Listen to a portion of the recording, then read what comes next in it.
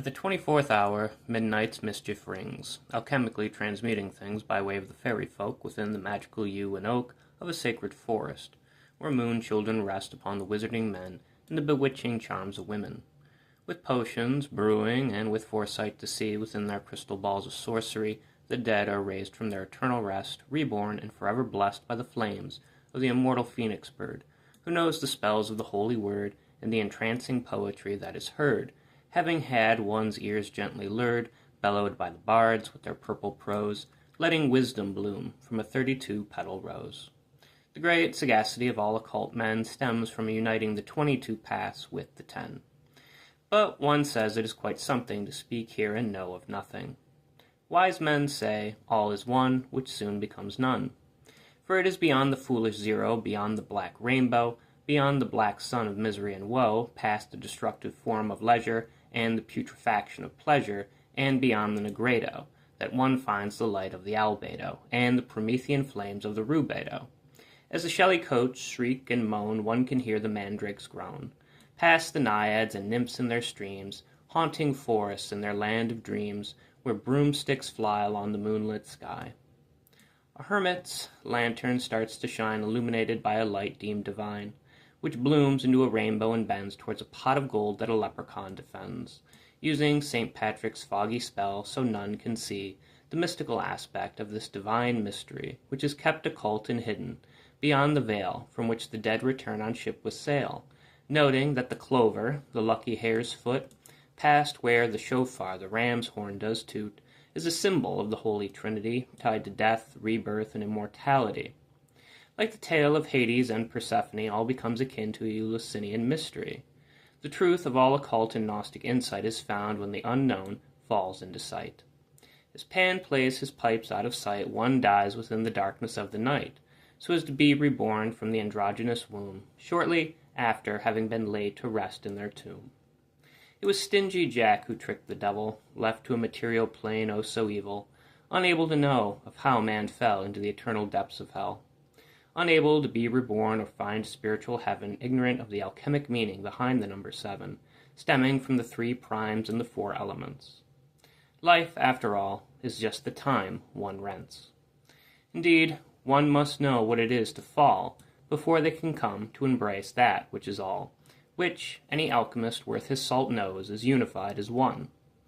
But all soon fades and goes away, becoming none. And so, like the return of Ulysses or the hero, the 2 is linked to the 1 and the 0. To never die is to never be reborn. Like Jack, such is how one earns the devil's scorn. The scientists seek to discover what is hidden. The Buddhist transcends reincarnation through Zen. Alienated aliens and their UFOs are things which no one truly knows. The queer go on their adventuring quest, questioning for answers none have guessed. The philosopher seeks the unknown outside. The phoenix was reborn after it died. One can only be reformed after one is torn to pieces, like how a butterfly is born. The veil of Isis remains a mystical mystery, cloaked like death, which lies beyond what men can see. And while corrupt politicians try to hide, the occultist knows on how they've lied. The libertarian fights against powers that shun. Occult truth is when hidden secrets are won. The Gnostic, too, sees past deception. The psychologist seeks an unconscious vision. The shaman goes into his trance-like state, seeking visions to escape predetermined fate. The fortune-teller deals cards so as to see how to escape the star's preordained destiny. Unlike the Stoics, occultists do not accept a cosmopolitan life, for they are the adepts. Every discovery of man's was once hidden, forever occulted from the sights of men. Just as the occulted sun peeks past the moon's edge, all truth is thus tied to occult knowledge. During the eclipse, 2 are wed as 1. Through occultation, 1 is illuminated by the sun. Whether politically, scientifically, psychically, or spiritually, all knowledge is tied to occult truth. One must be like a detective or sleuth and seek out the answers for themselves, relying upon the mysteries and enchantments of elves and the fairy folk that rest beyond the gate Tannhauser saw, leading to a transcendental realm of mystery and godly awe. Such is what it means to learn, allowing the Promethean fire in you to burn, illuminating you while on your way, dying at night so as to be reborn by the next golden dawning day. Venusberg is the other world of nimble fairy kind, existing beyond the material realm of both body and mind. The spiritual realm of Venus and Lucifer grants us the light to see beyond what is hidden, illuminated by its insight. Enlightened by the enchantments of a mystical sorcery, one can control the misty fog which conceals in secrecy. Morgan Le Fay, too, was named after the fairy, linked to Parzival, the Holy Grail, and Avalon Island. When Arthur died, he went to this place, deemed otherworldly, akin to Anwin, where the 9 witches were, with cauldron in hand. But it was Morgan who brought Arthur back from the dead, reborn akin to the phoenix bird burning a crimson red. To go beyond the veil, or to the other world or underworld, is to die. But beyond this mysterious occult passage one returns, reborn, able to fly akin to the alchemic phoenix or the metamorphosized butterfly. Like the cocoon, the egg is the spirit or the soul from which the splintered self is once again made whole. When all in life are one, the many aspects of you are represented by the two, while your death equates to none. And reborn from this none, this egg-like zero, stems a divine king, the mythic hero.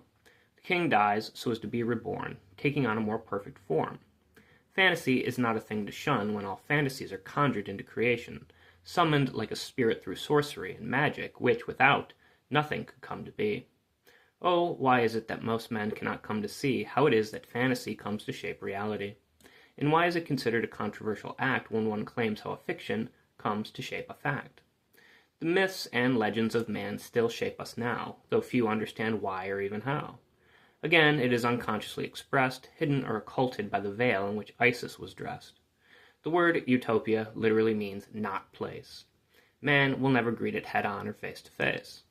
Amidst Pan, a pipe-playing faun, a new illuminating day will dawn, hidden with the rise of each day to the realm of the fairy or the fae.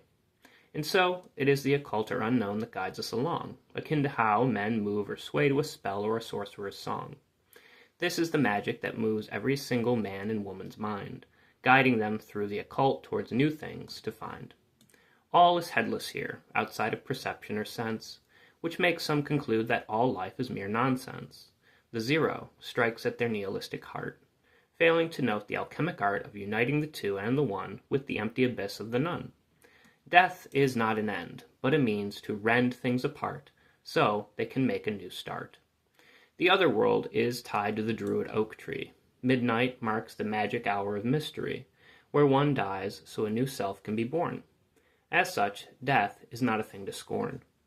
In every person are two opposites that are joined alchemically, forming from their amalgamation a new entity, the newborn baby. Each person, akin to the Virgin Mary, is connected to the outside spiritually. And so, when these two selves are what is one, they make a third, the holy offspring that represents the logos or the word. This is the wordy and poetic spell of magic from which all things are made, and thus it is how the occult or hidden outside offers us its aid. Slumbering in the minds of men is an occult truth which will awaken those who delve into the night and come to find their own starlight. Dream and reality are what is one, occulted in the form of moon and sun. The reclusive hermit with lantern in hand cradles a blinding light that if stared hard enough at, robs one of their sight. For illumination, much like the sun, is beyond the perception of anyone. Only during an eclipse is one granted a brief glimpse at the world of the fairies, elves, gnomes, and prankish imps. Every wise wizard does own a lapis lazuli gemstone. The colorful gemstone adored Tutankhamun's tomb. The Virgin Mary's robes were dyed ultramarine off the loom. Egyptian scarab amulets, too, were made of lapis lazuli in homage to Khepri, and the belief of how the sun was reborn from nothing, the nun. Like how beetles were born from out their dung ball, it was from nothingness that one begat the all. Like how the magic of Isis healed her husband Osiris, it is through death and resurrection that all divine kings find succession. The king is dead, long live the king, is an age-old phrase men commonly sing to highlight upon the sense of immortality. Like the coronation of a king during an eclipse, men see the corona of the sun, which, while normally kept from our sight, appears as a holy halo of luminous white light.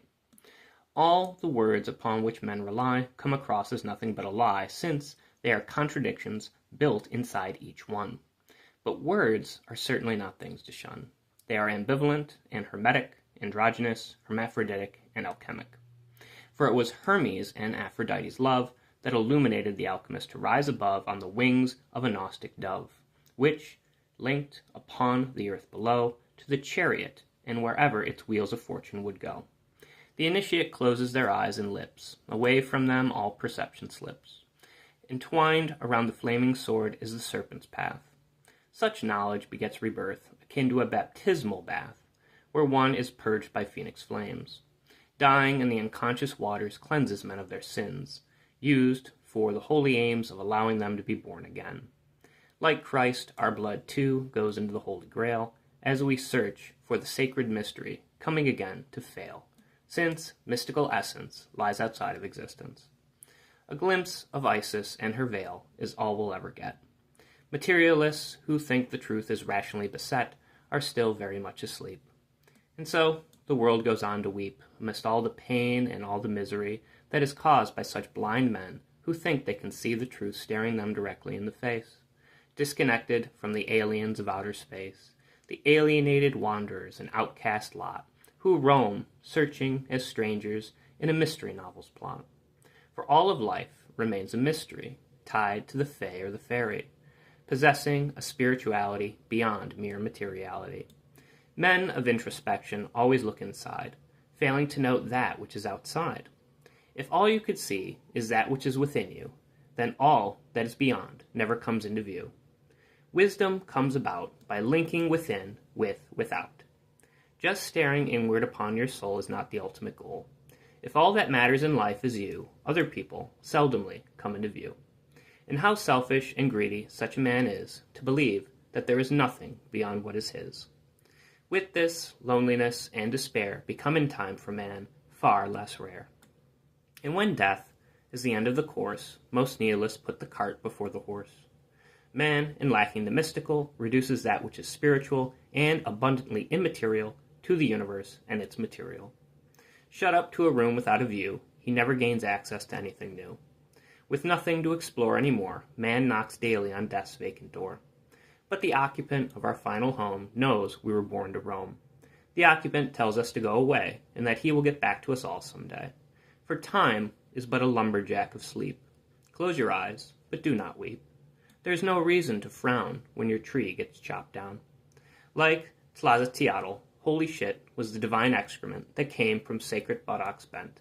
Just as rotting corpses nurture the soil and its land, death rises from the tomb, reborn and alive, able to stand, sprouting into fresh stalks of grass or a budding tree, which blossoms into full bloom seasonally, dying each winter and born again each spring.